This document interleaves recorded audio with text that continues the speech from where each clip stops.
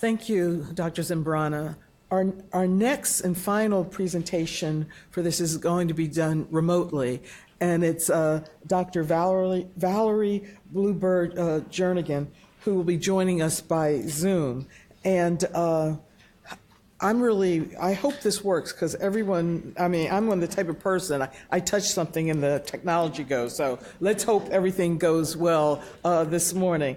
And she's Associate Professor of Health Promotion Sciences at the College of Public Health at the University of Oklahoma Health Sciences Center. And I really want to personally thank her for doing this morning. She was supposed to be here, but was not able to. So I just want to thank you very much, Dr. Jernigan. Thank you. And I'm assuming everyone can see my presentation, and I'm ready to go. Okay. Great. I will be giving a pretty brief, hopefully, summary of some of these social determinants of inequities in the Native American, Alaskan Native population. That'll be the focus that I talk about. I wanted to start with just a general map. This is the data from the U.S. Census, the most recent census. Gives you a sense of what the population looks like altogether. There are 566 tribal nations, sovereign tribal nations, 5.2 million American Indian Alaska Natives living in the U.S., with the population concentrated mostly in the western part of the country. And we make up about 2% of the total U.S. population. So the health equities, health disparities that we face arise from general socioeconomic factors that are sort of influencing everyone's health, but also cultural and historically specific factors. And these have to do mostly around the historical experiences that we as Native people have had. Dr. Bullock talked a little bit about this, but really with the long history of treaty rights, statutes, executive orders, presidential memoranda, court decisions, and the U.S. Constitution, the federal government recognizes Native people we're not just a racial ethnic group, but we are citizens of sovereign nations. Tribes are sovereign nations, and as such, we have government-to-government relationships with the U.S. federal government. And that gives us the ability to deal directly with the federal government, and we experience that as Native people very much in our day-to-day lives. And so if you look at this sort of figure that I have up on this slide, it gives you a sense of the different periods of time that we sort of categorize our history upon contact, and this is how we study it and learn it in our own history books, because it's not usually taught in schools. You have the colonial period, the removal, reservation, and treaty period, the allotment and assimilation period, Indian reorganization period, the termination period, determination period, and then you have the present day nation-to-nation period. And so all of our history basically post-contact fits onto this timeline, and it's been one that is generally considered a very dark time for our people, and one that we are slowly coming out of and seeking a lot of healing. Just to bring it into some context, I think, like some of the other speakers did so beautifully, if you just think about how this unfolds in one's own life. So I grew up in a home that was multi-generational. My grandmother lived with us. She was born in 1917, and she was alive during the allotment and assimilation period. and she was removed. Land was taken of our family, and she was put into Wheelock boarding school and then later Chilocco Indian boarding school. And that was part of the U.S. government's goal to assimilate Native people. Other members of my family also were part of the relocation period, which was part of sort of the termination period. During that time, Native people were taken from reservations and relocated to urban cities. And I think Dr. Bullock and others mentioned that, over half Native populations live in urban cities. That's very much by design. The idea was to move Native people off the land, and they would avail themselves of the local services in the cities, and then the government would take back the land.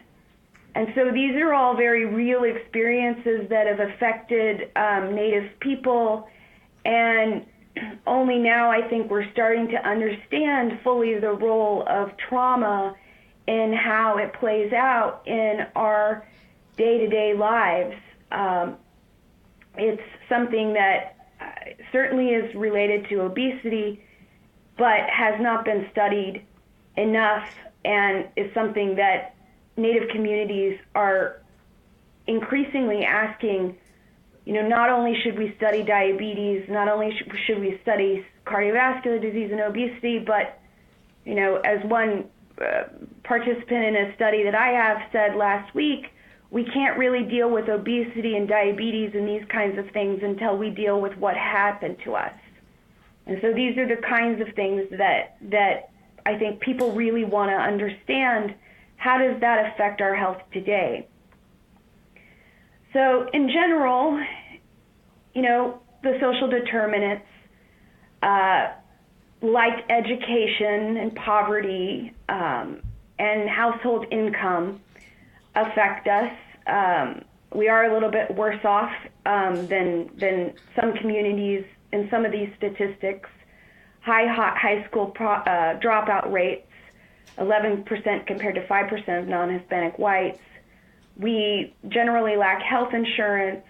Our income is quite low compared to the national average, and our poverty rates are pretty high.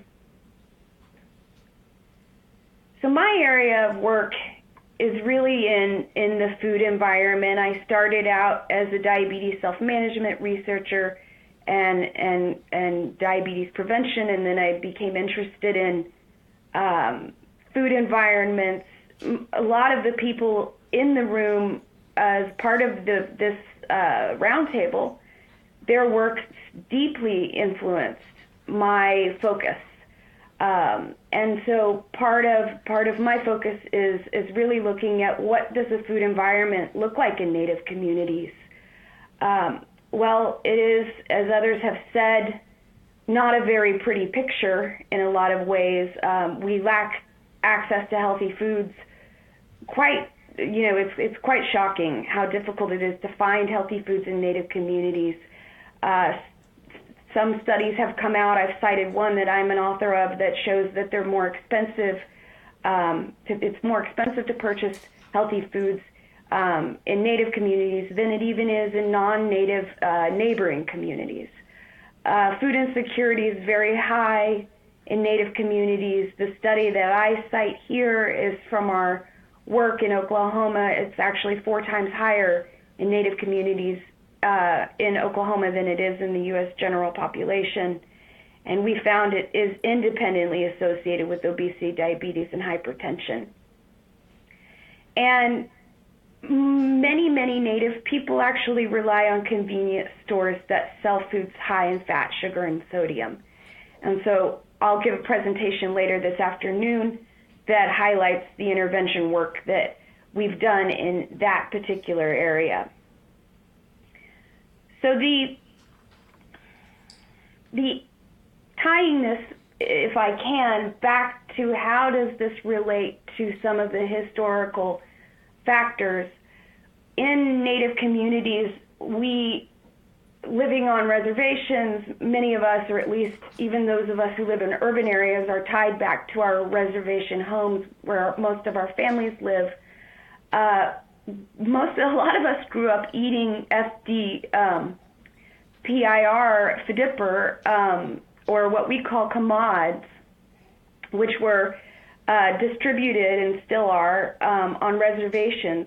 They're the bulk foods that are given to Native people because you can't get food stamps. There's not, grocery stores where you can go shopping. So these are the alternative food sources that Native communities often rely on. They're intended to support and augment, actually, the household food income. But they actually, in many, many families, are the only source of food.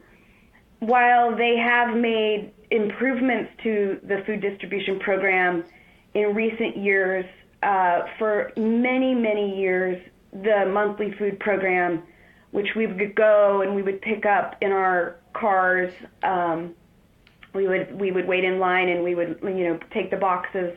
We still do.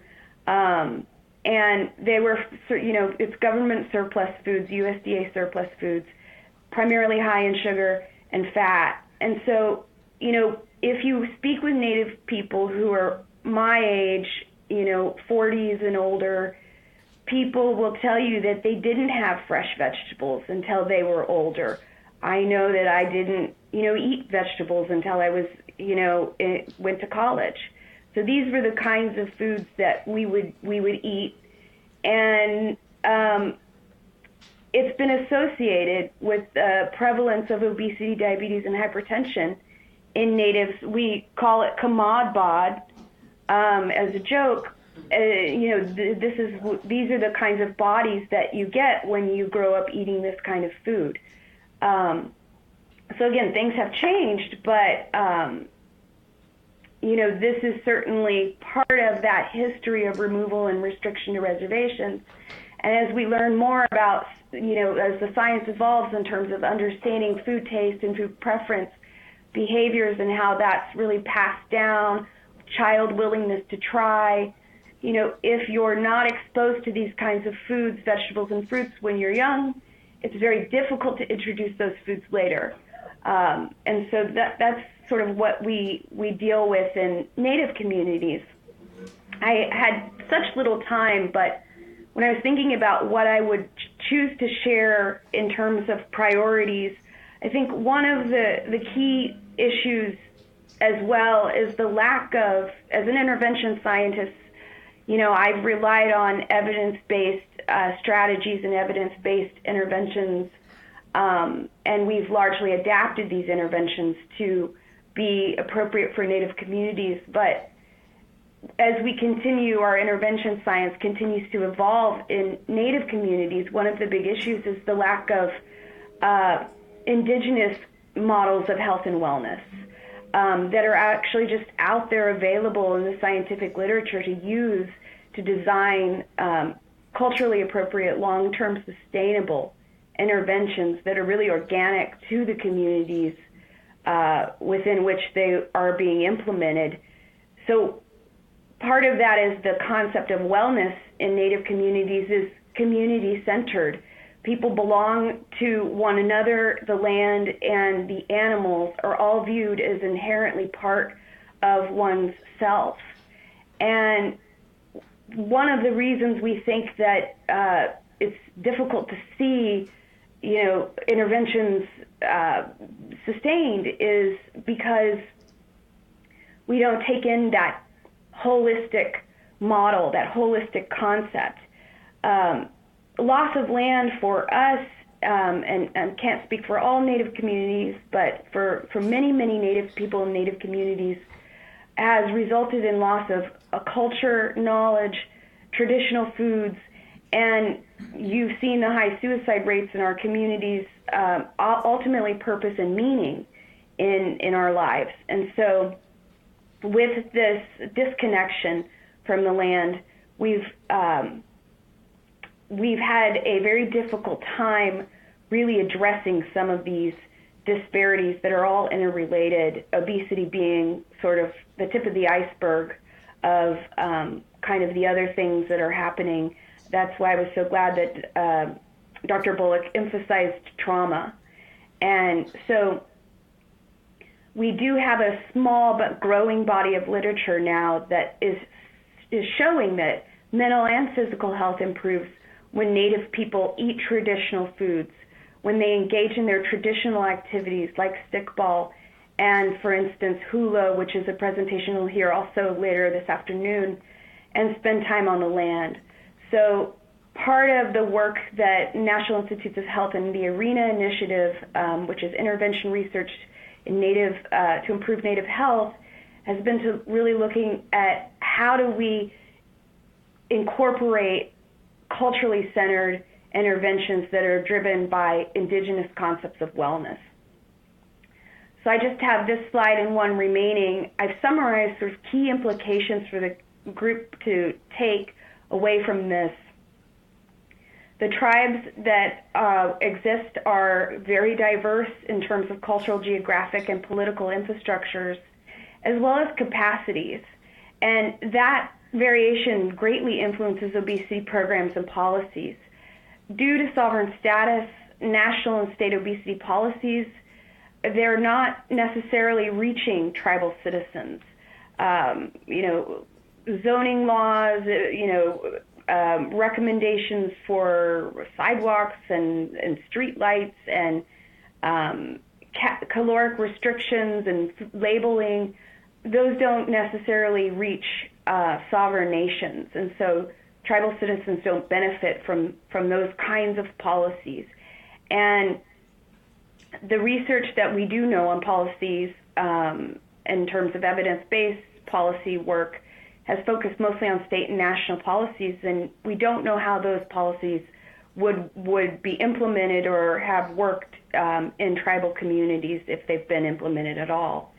As I said, the lack of indigenous models is really a gap in the literature. We have to have very rigorously designed and evaluated studies. One of the key challenges in intervention science with Native communities around obesity is, we often have a great desire to use CBPR and tribally directed research, but we at the same time have to design these studies as rigorously as possible. And so emphasizing that is key. And becoming familiar with the policymaking processes is key as well. Tribal leadership has to be equipped with the data that they need to make informed decisions about scaling up effective strategies that do work. And that includes collecting data on health impact and cost effectiveness, for example. And finally, tribal nations are sovereign nations, so economic impact is key in terms of understanding how well strategies to reduce obesity affect the economic status of the tribes. That's a key gap in the literature that has to be addressed. So this is sort of my summary recommendation slide that I've kind of gone over, and I look forward to taking your questions.